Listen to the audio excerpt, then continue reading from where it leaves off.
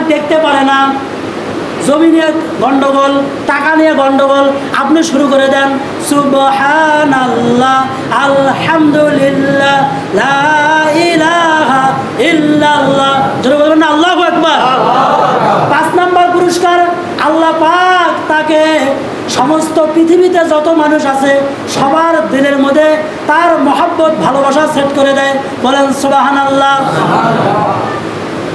আমাদের ওই লোক মারা গেল, কেউ বলছে 22 বছর, কেউ বলছে 23 বছর পরে তার লাশ পাওয়া গেছে যমুনা নদীতে। এখনো যে অবস্থায় রাখছিল ওই অবস্থায় তার লাশ আছে। জোরে বলেন সুবহানাল্লাহ। তাহলে আল্লাহ জিকির করা ভালো না খারাপ? ভালো। সব সময় করবো, জোরে বলেন ইনশাআল্লাহ।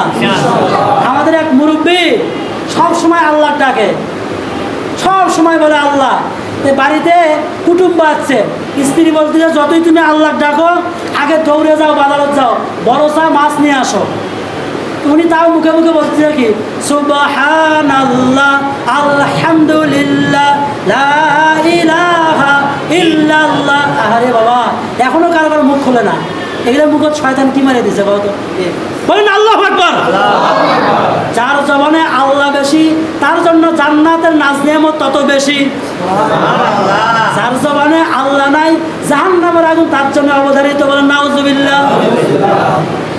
এখন বাজারে যাচ্ছে কি আনার জন্য? মাছ আনার জন্য। বাজারে মাছ নেওয়ার পরে মুখে আছে কার নাম? আল্লাহ। কিন্তু যাই দেখে দেখো চাচা মাছের দাম কত, জিব্বা আছে কয়টা? এখন মাছের দাম কয়, কোন জিব্বা দিয়ে আল্লাহ ডাকে, কোন জিব্বা দিয়ে? সমস্যা না? যদি আমি মাছের নাম জিজ্ঞাসা করতেছি, একজন জিজ্ঞেস করবি না যাই দেখে তাই জিজ্ঞেস করে? তাহলে আজ থেকে একজনের সাথে দেখা হয় না, মেলা মানুষের সাথে দেখা হয়। তো এখন ভাবতেছে আরে আমাদের আল্লাহর নাম কেমনে নেই আর মাছের নাম কেমনে বলি? সেই জন্য কান দিচ্ছে আল্লাহ আমি তো তোমার পাগল। বলুন আল্লাহু আকবার। আরে কেউ টাকার পাগল, কেউ জমা জমির পাগল, কেউ বিদেশ যাওয়ার পাগল, কথা বলুন ঠিক কিনা? কেউ স্ত্রীর পাগল, আর একটা দল আছে তারা হলো আবার আল্লাহর পাগল, কথা বলুন ঠিক কিনা? আরে দুনিয়ার মামলায় হেরে গেলে আবার আপিল করে জেতার আশা করা যায়। আমি বগুড়ায় হেরে গেছি, ঢাকা হাইকোর্টে আপিল করে আবার জেতার আশা করা যায়, কিন্তু কবরে যদি যাওয়া যায় আর কি আসা যায়? দুনিয়া